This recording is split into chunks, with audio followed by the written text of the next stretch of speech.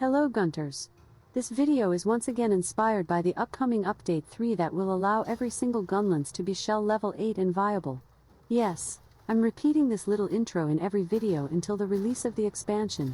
Before comparing wide Gunlances, it is important to understand elemental damage for Gunlances. Usually these things are explained using hard-to-swallow tables, but luckily thanks to the worthy Toadversary mod that allows you to manipulate the hit zones of the Mechanodon, demonstrating damage stuff becomes easy peasy.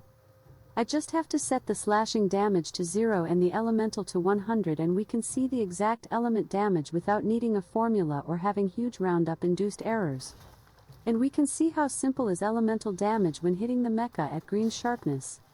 I have 75 elemental stat and do 75 elemental damage.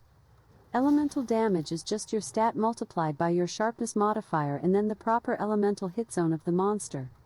This is a tad simpler than the formula behind the physical slashing damage, where you must consider affinity, your critical modifier and the attack modifier.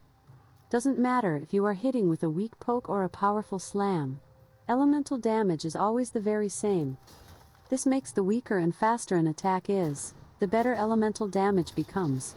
Is not the same adding 10 points of damage to an attack that does 100 damage to one that does 300. There is the exception that some weapons and attacks out there have a special elemental modifier increasing or diminishing it. For the Gunlance by example, Wormstake ticks have a 0 multiplier and because that deal no elemental damage. Thanks Capcom. The other attack with 0 elemental damage is the Shield Bash from Reverse Blast. Thanks Ryozo. So repeating myself, the two main things that change your elemental damage are the monster hit zone and the sharpness modifier. With the method I'm using to showcase the elemental damage allows us to trivially find out the values. Just divide the damage you see by the elemental stat. Here at 75 water we get 94 divided for 75 for a 1.25 modifier at purple. White is 1.15, blue 1.0625 and green is 1. Remember that there is rounding up to the closest full value, but that is just 1 point more or less.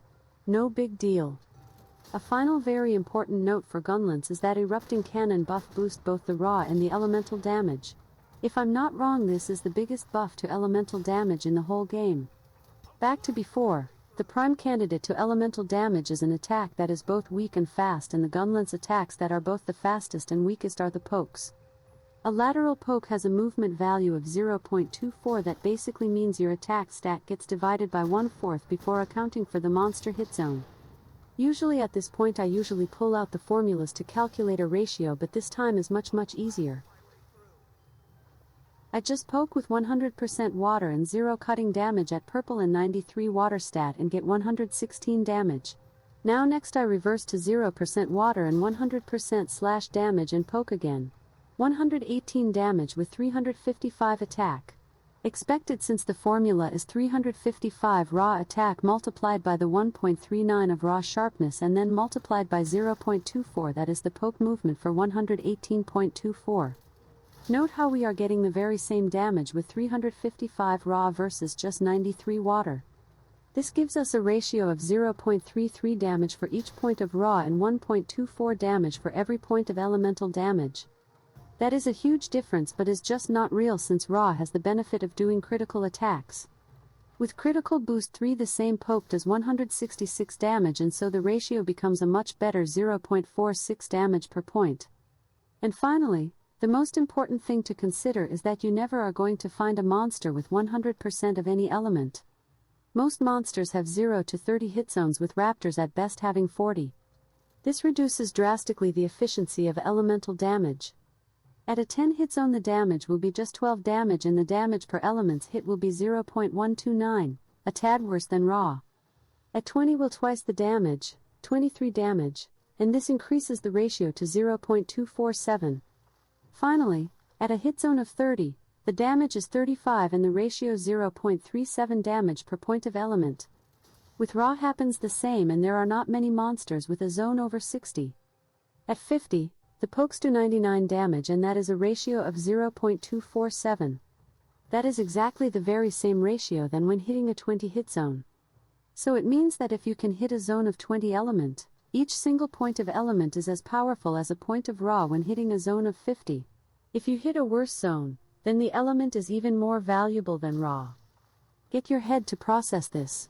In this case of a weapon with 93 element and 355 stats, the element is raising the total damage by a 26%. This weapon has 330 raw, so is equivalent to a 416 raw weapon. Just look at the poke damage when I set the dummy to both 50 raw and 20 water. 106 damage, while without water you only are doing 83. Heck yeah! The raw hit zone equivalent to an elemental zone of 10 is 28. Talking about bad hit zones, sadly, sneak attack and mind's eye does nothing to elemental damage. On the other hand, there are some few skills like critical element, derelict and storm soul that boosts element damage.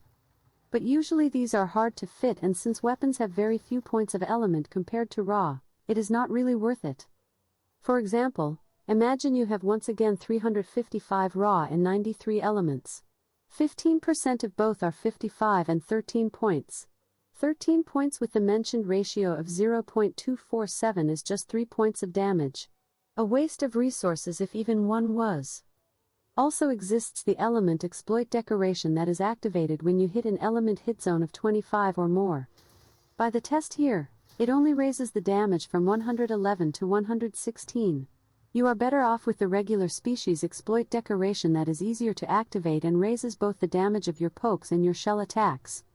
The only really good skill is the boring but reliable element attack skills, since only takes level 1 slots and can raise your element for more than 20%. Curious augmentations also are a good deal, since you get 3 points for each upgrade, and with 6 points you can get 18 points. That is pretty good to increase the ratio.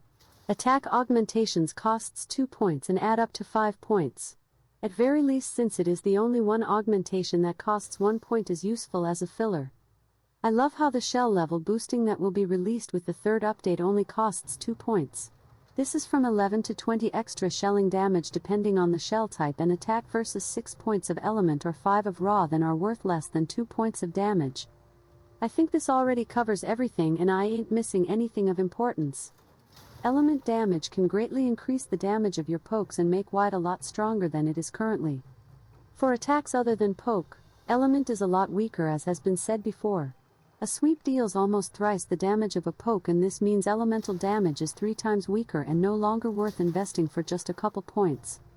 Next video I will go through every wide gunlance and spot the best ones for each element. I hope this has been useful for y'all. If you think I have omitted anything important or believe that something is wrong, you may give me your feedback in the comments. Thanks for watching, and see you in the hunt.